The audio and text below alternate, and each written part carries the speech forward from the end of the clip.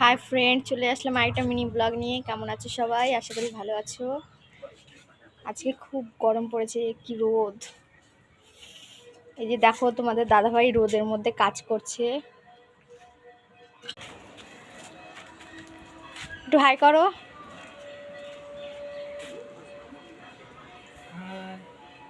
দেখো রোদের মধ্যে কাজ করছে। এখানে গাছ লাগিয়েছে, ডাটা গাছ, তারপরে আরো অনেক গাছ লাগিয়েছে এখানে।